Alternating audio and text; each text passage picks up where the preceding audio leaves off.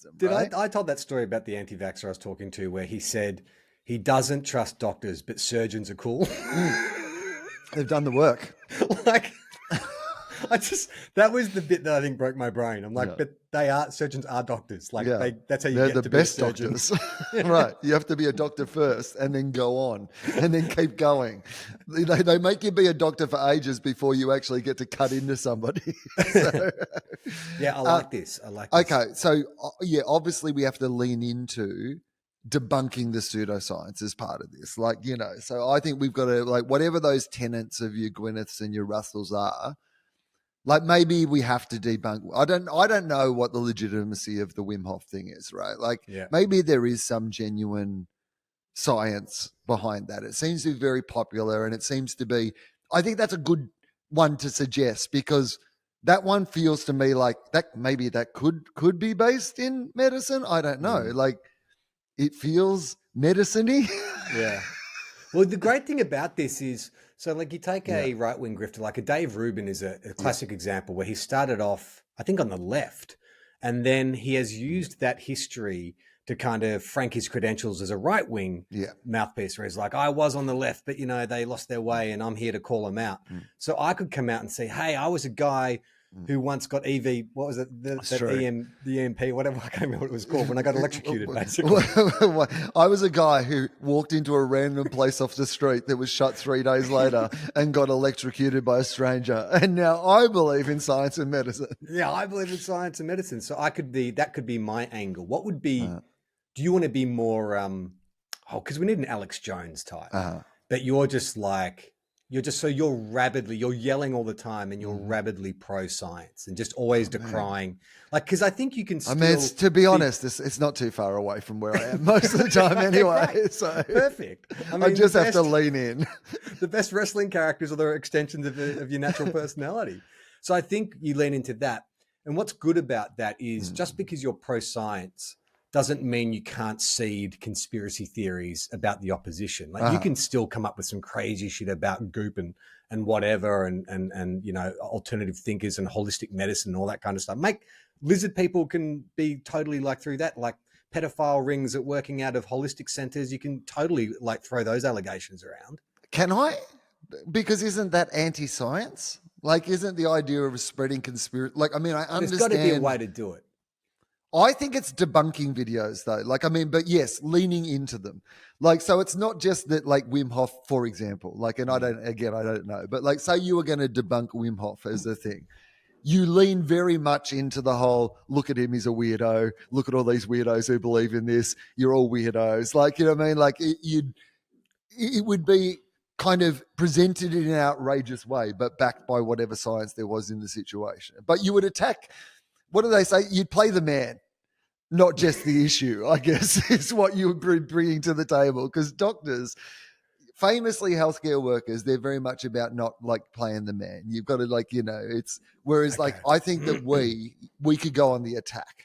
Okay. Well, let's get into Wim Hof because look, I just brought that off the top of my head. I know, but it's a good example because it sounds like something that could be science and could have science behind it. But then recently I've seen Wim Hof and I've heard Wim Hof talk. Yeah.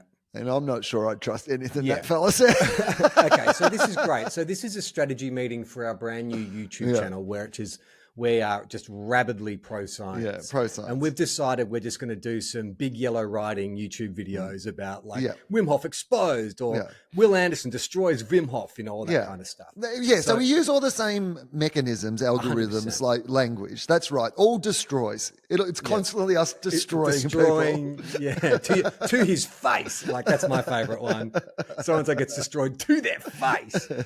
Okay, so this is our strategy meeting. So I'm just going to go through the Wim Hof Wikipedia page and we work out where we can start throwing shade. Yeah. Okay. Wim Hof was born in 1959. I mean, firstly, is it Wim or Wim? Oh, well, it's written Wim, but I would assume that it's pronounced Vim. Okay, so I'm already suspicious. What's he trying to hide? No, it's like tell us Vim. Is it Vim? Dutch. Yeah. Okay. And well, I've got my first criticism. He's also known as the Iceman.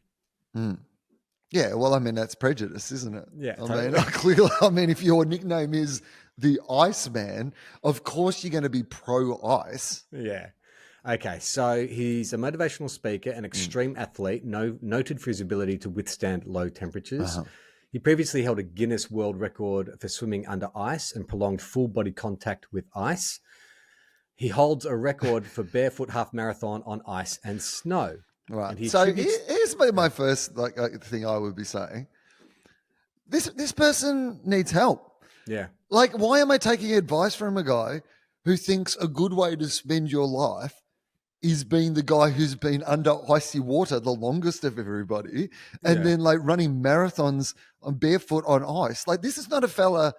Like, if a guy came up to me and just said, I've been running on ice, would you like some life advice? I'd be like, no, thank you, sir.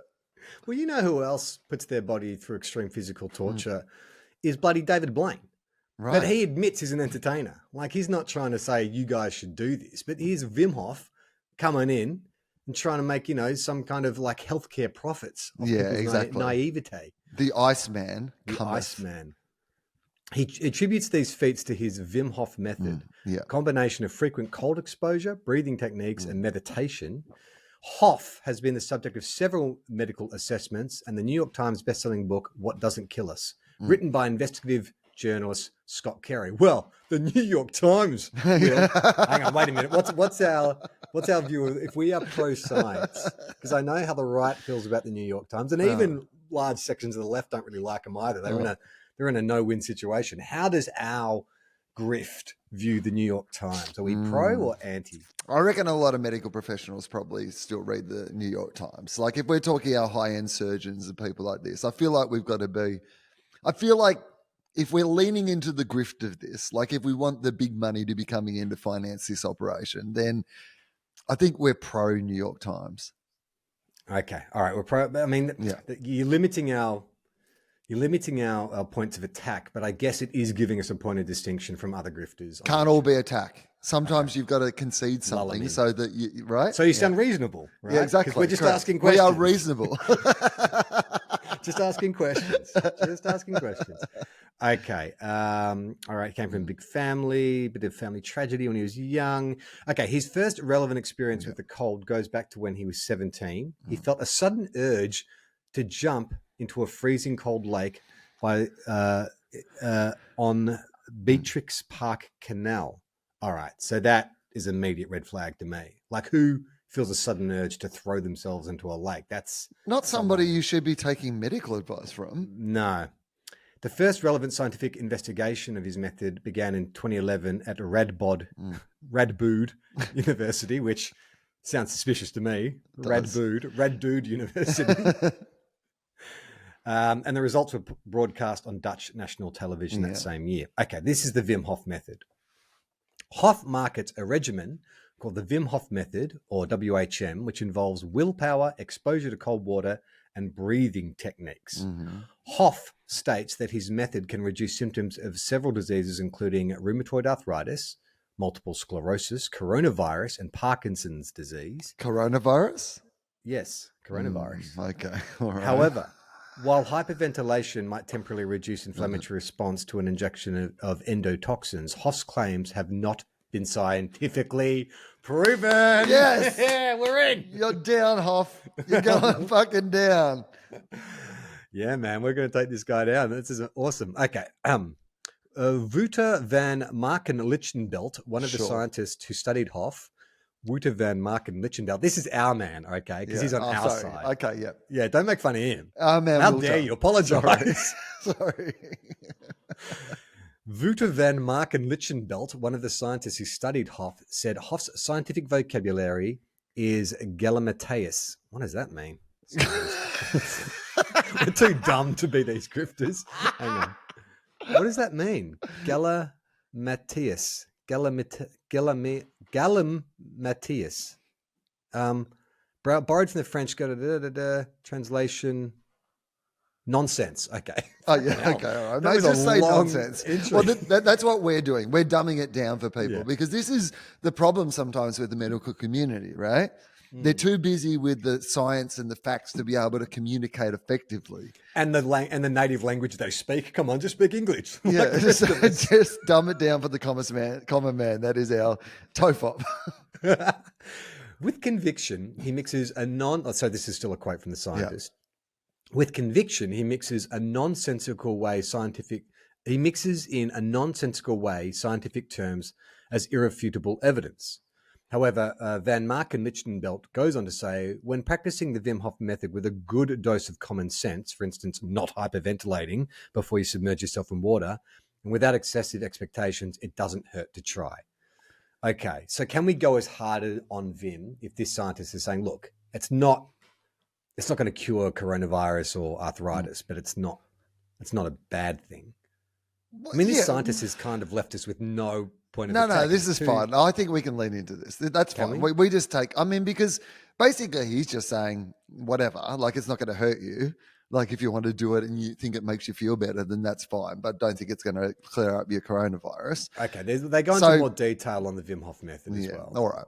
Okay, so they'll talk about him individually first. So in 2012, a case study led by a group of researchers published in the Journal of Psychosomatic Medicine. I mean, I love all these publications. Like, do you think like there's an actual, like you get something in the post and it's actually like a magazine, Psychosomatic Medicine? Well, I mean, like Rolling Stone. I mean, they're medical journals, right? So I don't know if they. But how do you get it? Are thrown onto your front lawn by a paper boy. I imagine there's probably some more efficient way of distributing them. I imagine. I'd like to know. Well, if you're a doctor who listens to this show, how do you get your medical journals? How do you get this information? Okay, so they found that his concentration and meditation during ice immersion greatly reduced his ex vivo pro-inflammatory and anti-inflammatory cytokine response. This is a quote from them. The concentration meditation technique used by this particular individual seems to evoke a controlled stress response.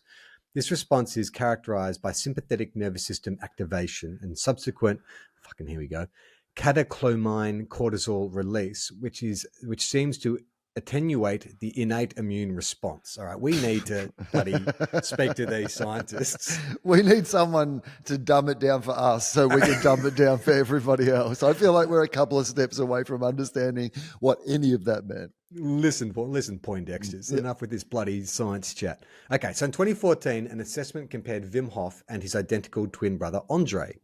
Oh, yeah. The scientists had them practice Wim's breathing exercises. Sounds sus to me already. Like Wim's like, just going to get to my brother Andre. He's in the next room. He comes back with like a big mustache and a top hat. Hello, I am Andre Hoff. See you later, Wim. Oh, he's stepped out for a minute. Time for me to get into ice bath. I don't know what this accent is. It's started off vaguely Dutch, but then got French or something. Okay. So the scientists had them practice the breathing exercises, then expose them to the lowest temperature that would not induce shivering, and they concluded that no significant differences were found between the two subjects, come on. Indicating that a lifestyle with frequent exposures to extreme cold does not seem to affect a BAT or CIT, which stands for cold-induced thermogenesis. The researchers stated that the results must be interpreted with caution, given the low subject number and the fact that both participants practiced the G-Tumo-like breathing technique. I don't understand anything I just read in that sentence. But basically they're saying, pump your brakes, Wim Hof. Well, I mean, the fact that everybody's leaned into it so hard, particularly in that wellness community, to the point where I was like, well, maybe there is some, genuine science behind it. It seems like, at best, some it's people all psychosomatic, and also a lot of it seems to be a lot of fuss for a very small result. Even if there is a small result, I'm just like, there's other ways that I could feel slightly better in the morning, that are much more efficient than filling a garbage bin full of ice so I can dunk myself in it for 20 seconds. Okay, so here's a bit more of a detailed study on the actual method. So in 2014, a published paper did a case study of Wim Hof with a randomized group of 24 healthy volunteers, 12 of whom were trained with the Wim Hof method. So there's, control group and Wim Hof group. All right, good. In conclusion, we demonstrate that voluntary activation of the sympathetic nervous system results in an epinephrine.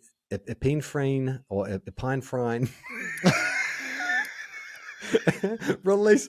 I mean, the doctors listening to this are just tearing their hair out right now. I think this is what they listen for. I think this is fun. It makes them feel superior to us, which is correct. Well, the reason why, I'll get to the reason why I brought up doctors in the first place at the end of this. Okay.